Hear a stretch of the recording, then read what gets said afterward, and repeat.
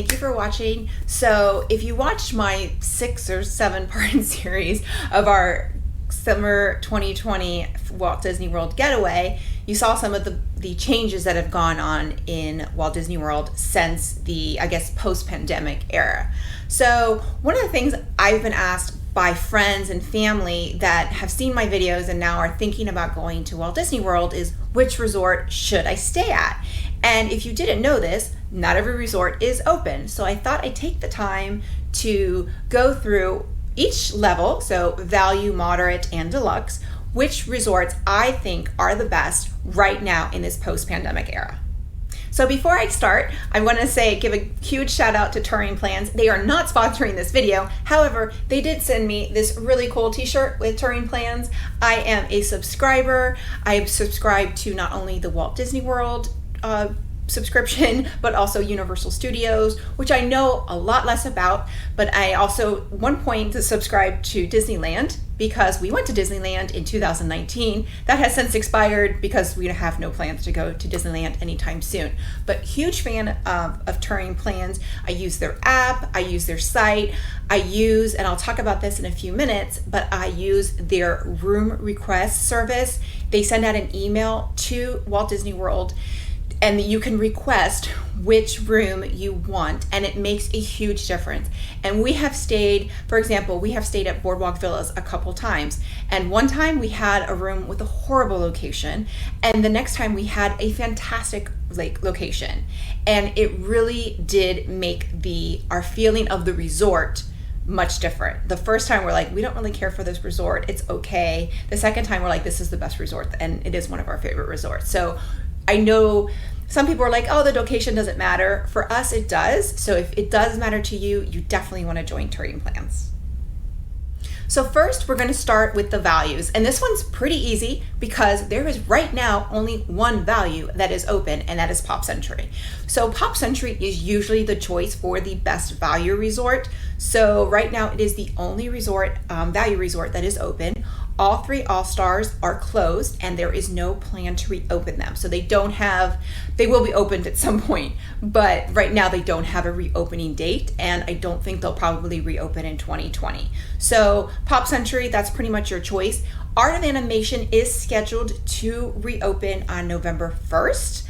I have no reason to believe that won't happen. However, it was originally supposed to open at the end of this month in August, and it just got pushed back to November 1st, I'm assuming because lack of reservations. So if reservations don't pick up, I could see that date extending out even further. I still think it will open November 1st. I hope it will open November 1st. Art of Animation is an amazing resort. We personally haven't stayed there yet, but it has the suites, whereas Pop Century does not. So you really can't go wrong, but both of those resorts have the Skyliner. And you will see a constant theme in this video because having proximity to the parks with the transportation that does not include buses is a huge plus right now in this environment.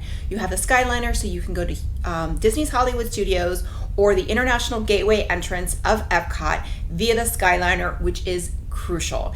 It is so fast, it moves fast, it's reliable, unless there's a storm. If you don't know, watch my day 1 or part 1 of our day at Hollywood Studios. We got kicked off, long story, but we still love the Skyliner. Just don't try and beat a storm or try and beat lightning. But again, you can't go wrong. But we love Pop Century. We stayed there October of last year, and just can't go wrong with it. Next up are the moderate resorts. So the moderate resorts right now, there again is only one open, and that is Caribbean Beach. However, Coronado Springs is set to open in October after the NBA Finals and the NBA leaves Coronado Springs. So of those two, I personally, in a normal environment, love Coronado. We love Coronado. The Grand Destino Tower is absolutely beautiful. The grounds are beautiful. It actually is the only moderate resort that has a gym, so that's a plus as well. However, in this new environment, of those two, I would absolutely choose Caribbean Beach. Again, solely based on the Skyliner. You have the Skyliner, you have proximity to 2 parks.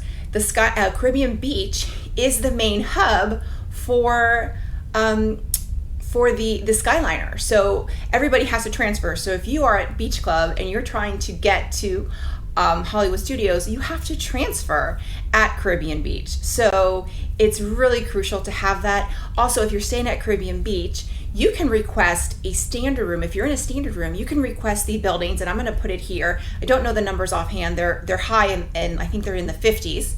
But you can request one of these numbers, and these are close to the Riviera Skyliner station, and you can actually use the Riviera Skyliner station. So if you're going to Epcot, it might be easier to just walk over to the Riviera station if you're staying at one of these buildings. So I would highly recommend, because these buildings are kind of in between the Skyliners, so take a look at that. But also at Caribbean Beach, you have not only the access to the quick service and the restaurants at Caribbean Beach, but you also have access to the restaurants at Riviera Resort. So you have Primo Piatto, and then Topolino's Terrace, which is only one of 2 character meals at Disney World right now, and the only one that's not in a park.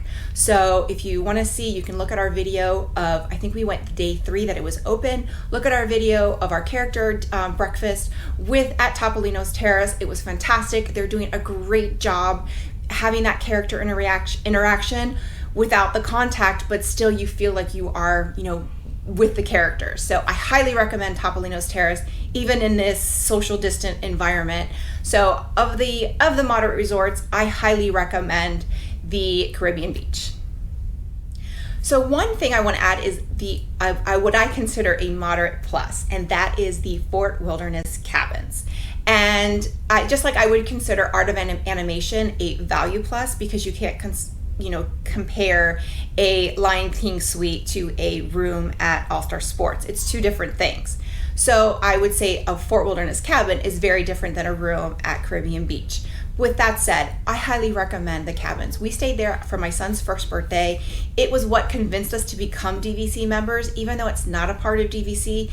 Having a kitchen at Walt Disney World was game-changing for us. So a couple things though, and also, social distance, you can't get more social distance than at Fort Wilderness in the cabins. But one, you either need a car, so if you're driving, you have your car, and even if you have a car, you want to rent a golf cart. We had our car with us, but we rented a golf cart.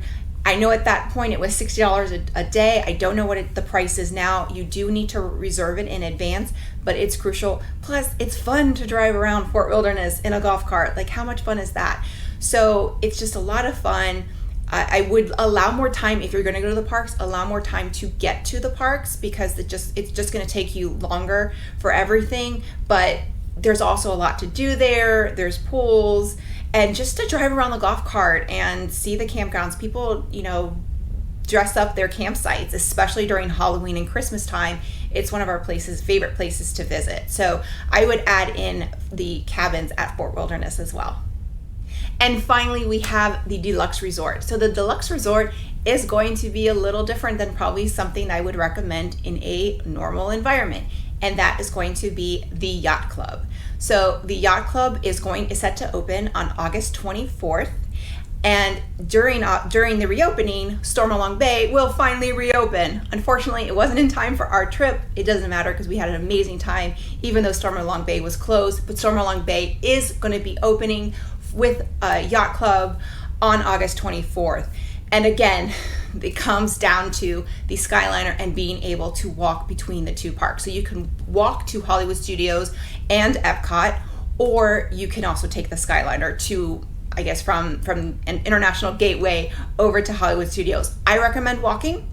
The Skyliner is nice maybe on the way back, but I do recommend walking. It's definitely going to be faster. The friendship boats, as of this video, are not running. They may reopen soon, but right now, as of this video, they are not running as of yet.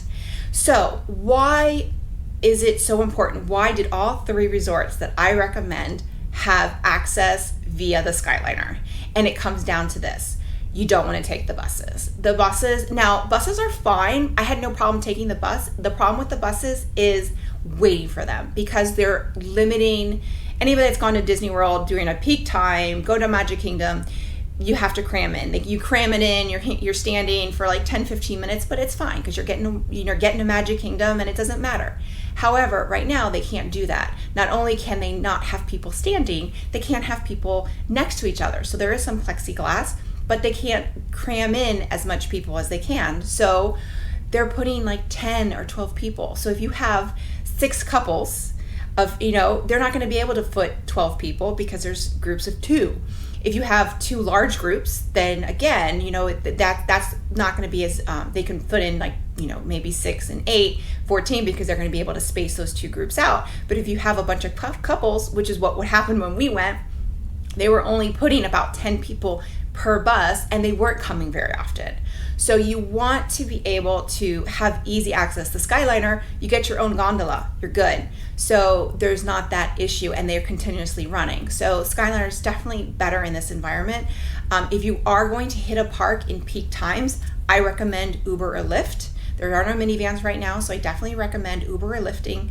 And if you're going to Magic Kingdom, you can't Uber or Lyft to Magic Kingdom. You have to Uber or Lyft to the TTC. So either block off a lot of time to get to Magic Kingdom if you want to get there at rope drop, or if you're going a little bit after rope drop, then it's not going to be probably an issue. I know people that went like at 10 o'clock, park opens at 9, people went at 10, they had no issues with the bus. I like rope drop, we're a rope drop family.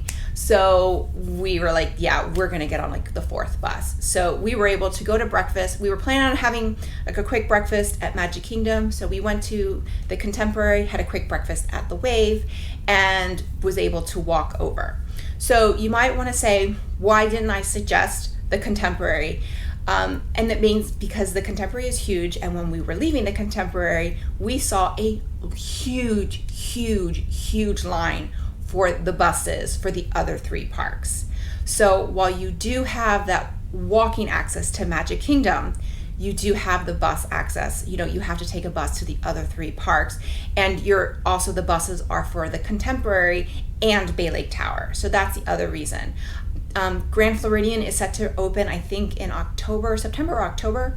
And the walkway hopefully will be open soon. So I would say if the walkway is open, that's another great resort with the walkway. But again, there is no monorail running to Epcot. Right now, the monorail is only running to Magic Kingdom. So just keep that in mind. So those are my suggestions for Disney resorts in this post-pandemic era.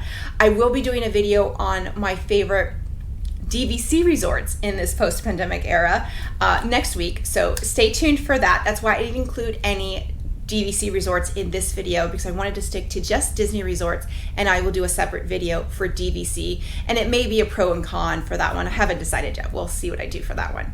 But if you like this video, make sure you hit like, click and subscribe, so that way you get a notification every time I post a new video. I post Disney related content on Wednesdays, beauty and mom stuff other days whenever I feel like it. And also check out Touring Plans. I will post a link below. Definitely subscribe if you plan a trip anytime soon. You want to subscribe to Touring Plans. Also subscribe to the Disney Dish. It's a podcast, and you will get all your Disney information, especially, and if they have a subscriber on Bandcamp, so many subscriptions, but it's also worth it because they have some Bandcamp exclusive podcasts that are awesome. And I learned so much from those exclusive podcasts for our trip, which really helped me prepare. So with that, I will leave you to next week, and I will see you real soon. Bye, everyone.